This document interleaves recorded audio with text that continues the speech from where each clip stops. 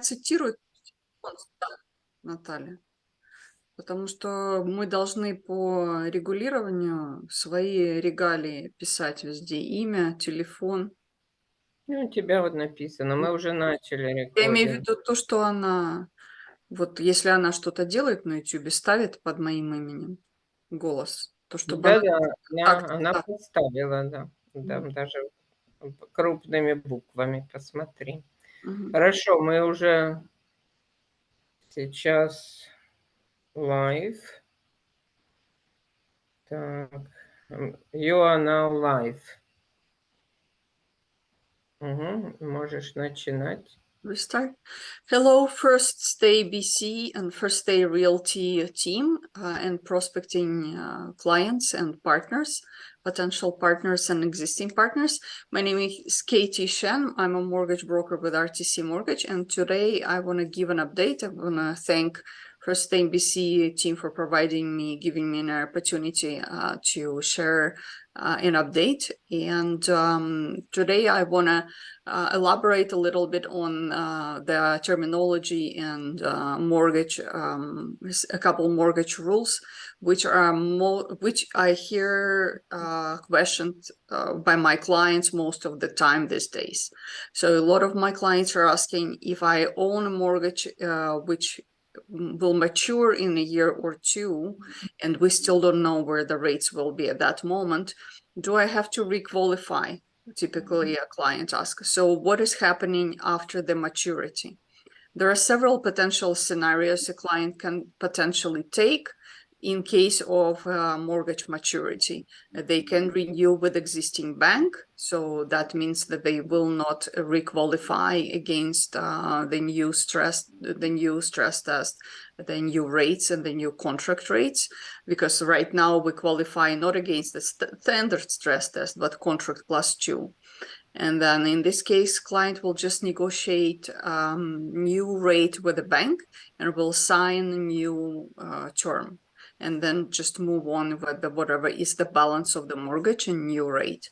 In case client decides to transfer, because typically it is a good chance to shop around and see what is available on the market. Quite often clients' qualification changes, income improves, mortgage balance will drop, and it's possible to negotiate better terms. Quite often clients switch from private to B side or from B side to A side and get better rate. Hopefully rates will stabilize at the time when a mortgage is maturing for each individual client.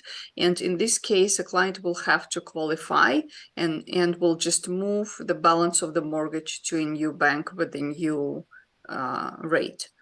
And in case client decides to refinance, they will have to break mortgage. And if they manage to refinance on the day of maturity, which is rare but occasionally happen, then penalty won't be applicable. But if they break mortgage around those days, around the maturity date, there still will be a penalty. And the new mortgage balance will be transferred to a new bank unless client decides to process refinance with their existing bank and negotiate a new rate. So that's the difference between three possible scenarios. Quite often clients confuse and they think that they need to take mortgage all over again. How they word it. So that's not accurate. And then the safest approach is just renew with existing bank if you are not confident that you are able to qualify for new terms with a different bank, so transfer to another bank. But you can always double check with the mortgage broker. You can give me a call and I will be able to help you understand the specifics or if your individual mortgage and your individual terms. So my phone number is on the background and I will also put it in the comments. Natalia? Thank you, Katie. Nice insights. And would like to ask you about, for example, today, I know it's individually, but if somebody wants to renew mortgage, what is a typical people renew in terms like 3 years, 2 years, 5 years, 10 years? What is the most common or most popular? First of all, it depends which lender they're with. If they're with a private lender, it depends if lender is comfortable to renew, if they have renewal terms, or if they want to re-sign the contract. And with the private lender, it's typically one, potentially 2 years. And that's the most common option a lot of clients take right now. If they purchased with a private, they typically will stay with the private. If they are with the B side, again, with the B side, most common is 1 year. So if they're renewing with the B side, typically 1 year term, it's possible to fix with 2 or 3 years, but that depends on the client situation, and everybody is trying to read between the lines and understand how quickly the rates will go down, and inflation will stabilize and economy will stabilize. So depending on how secure they want to feel, potentially they want to take 2 years, because it's been also discussed that potentially there will be another rate increase in October. So, or if not in October, early next year. And for A side, if most of people feel that safest way is to take 3 years. So, but banks, of course, have they bumped 3 years rate a little bit. So right now, 4 years is the lowest rate, depending on each individual program. If client has a high ratio mortgage, or if they're renewing rental, programs are different. If they're employed or self-employed, so things like that. And in regards to term, like fixed versus variable, if people still on variable, are you suggesting them to switch to fixed at this moment? I always suggest to compare specific rates. So see what specifically banks offer them and run the numbers, and not always run the monthly, compare the monthly payment, but also interest they will pay over time.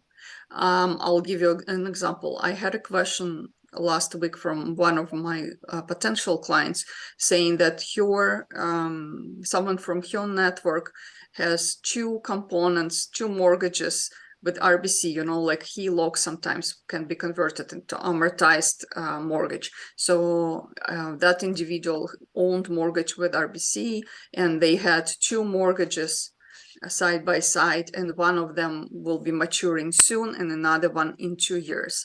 And RBC gave them a very high rate. So right now banks are around low 6, mid 6, large A banks, but they gave client over 7%, knowing that they cannot break mortgage and move the entire debt to another bank. They're basically taking advantage and giving them the highest rate for one of the portions which is maturing.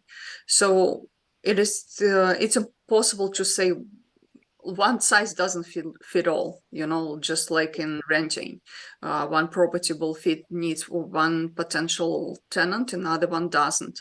So we just need to see what is the specific situation with the income, what type of mortgage is that, what's the lender, and what client is actually considering to do. Because yesterday I talked to a client of mine who is in the process of divorce, and he wants to buy out to his spouse and eventually sell the property. And he's considering variable rate because he knows that as soon as the market will pick up again, he wants to list. But fixed rate will mean a big penalty for him. So it's very individual. It's just case by case. And any clients you recently have from Bank of Montreal, like you have comment on that one? No.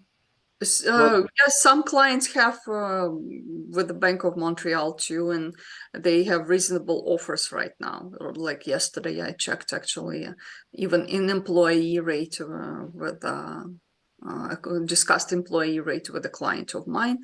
So it is reasonable offer there. Mm-hmm.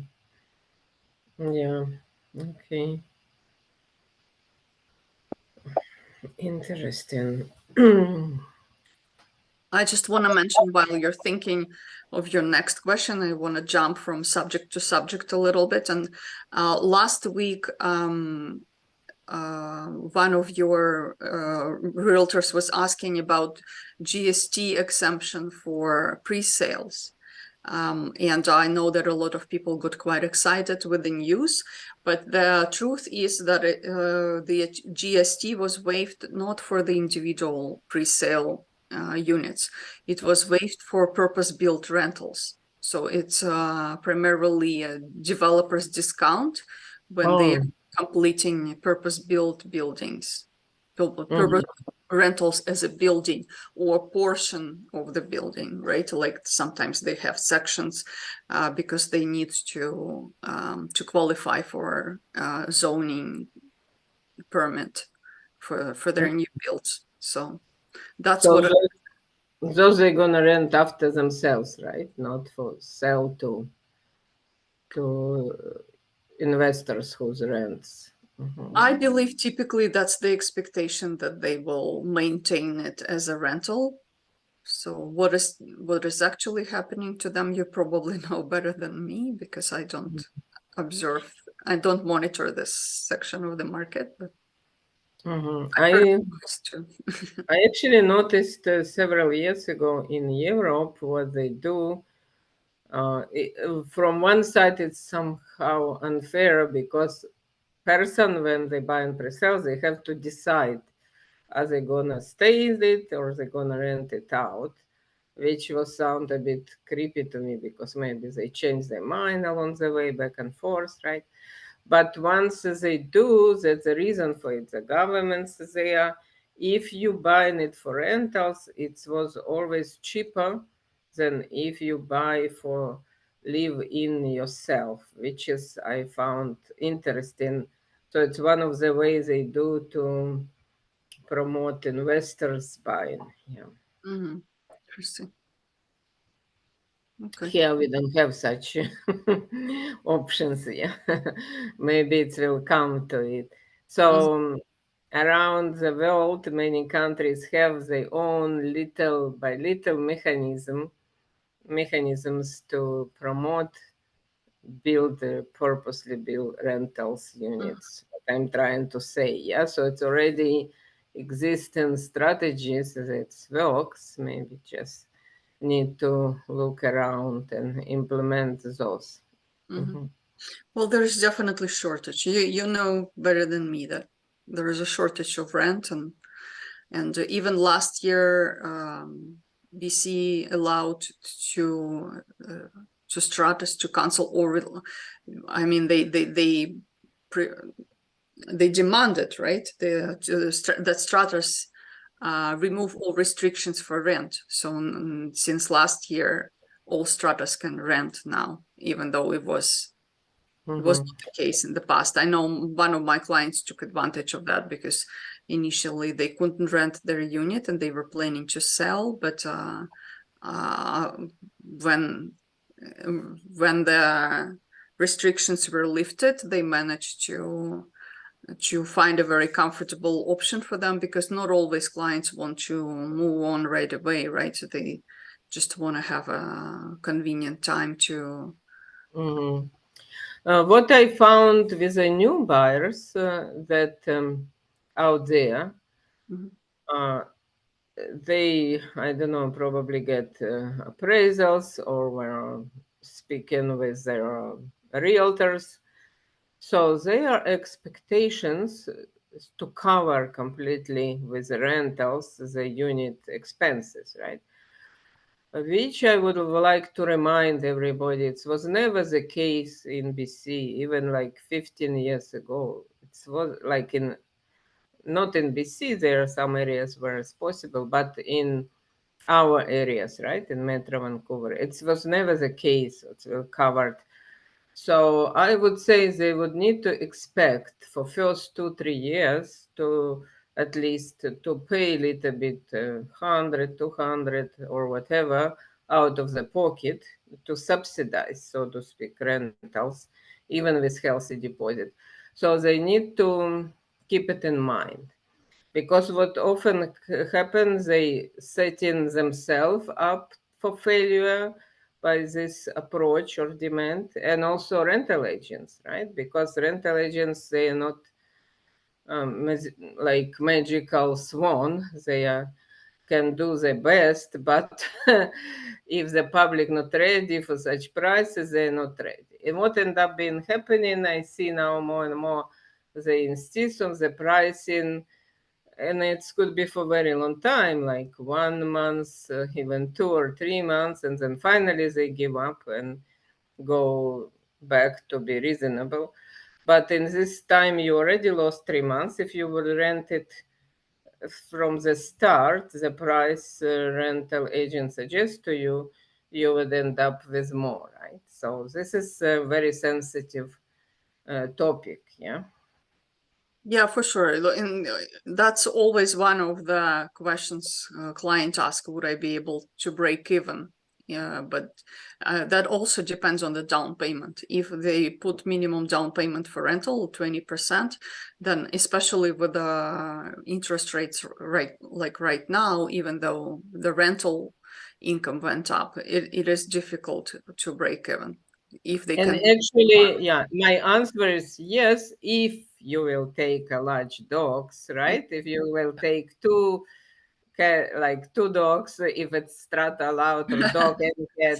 If you take newcomer without money and without job, and maybe some of them will pay because they have good professions, they will fast job faster. So Yeah. if you looking to break even, you need to be more open-minded and to get into less traditional kind of rentals, right? But if you want to a renter with a super good job, everything perfect, why would they rent overpriced unit if they still can rent a I agree. fairly priced unit? Yeah. So if I you're agree looking for for sure. that, then you need to explore your horizons a bit better, maybe, right? So the more risk, more reward kind of, unfortunately, the situation, right?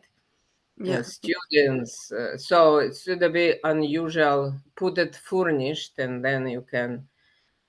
Yeah. At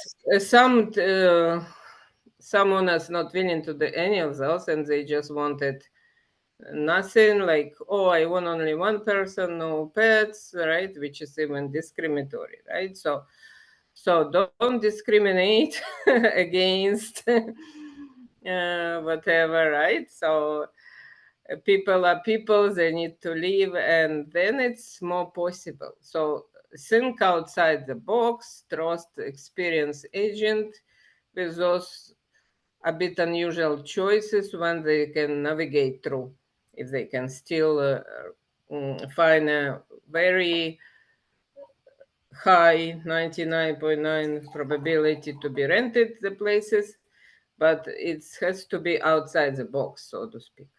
Yeah, yeah, no, for sure. And I hear more and more often that furnished rentals are getting more popular because they also they kind of in benefit of both. Tenants quite often want it furnished, and landlords just can make a bigger buck with the furnished rentals. So Yeah, it's not only bigger bulk, like let's say the slow season, you may rent it as much, but quicker, right? And also during move-ins, move-outs, there where most of damages happen to the unit, yeah, right? So that's you true. eliminated that kind, you eliminated time because now they can start any day, not on a first, on a 15th. So it's a lot of benefits to it, but many people could not deal with it because it's more complicated, right? Furniture list. It's not only furniture, have to be everything to come with it, plus utilities included, and they not ready for that. So my suggestion would be you cannot be half pregnant, right? You or furnished or you unfurnished. What I found the most difficulties with it semi-furnished kind of scenario, people just don't get in it, right? So those one is more trickiest to find a tenants from. So if the furnished, it has to be completely furnished with all supplies, almost like vacation rental type, in order to compete with them, because they all out of summer on a regular market as well, right? Or do totally unfurnished, one or another. Don't try to do something in between. Oh, I have one sofa and that would be enough. No, better not to put that one sofa in. Just do it unfurnished then, right? Yeah, that makes sense. Okay. Okay. Thank you so much, Katie, for your valuable insights. And you can contact Katie on contact information on the screen, or contact me. I will pass to her for any mortgage related questions, or if you want to reconsider your portfolio to maybe change around and reconcile and buy more units. Yeah. Consolidate that. That's the one of the most popular questions these days. Consolidate that. So that's a tricky one, and definitely need the help of mortgage consultant specialist. Thank you. Thank See you. you again. Thank you, Katie. Bye bye. So we're offline. Yes. Let's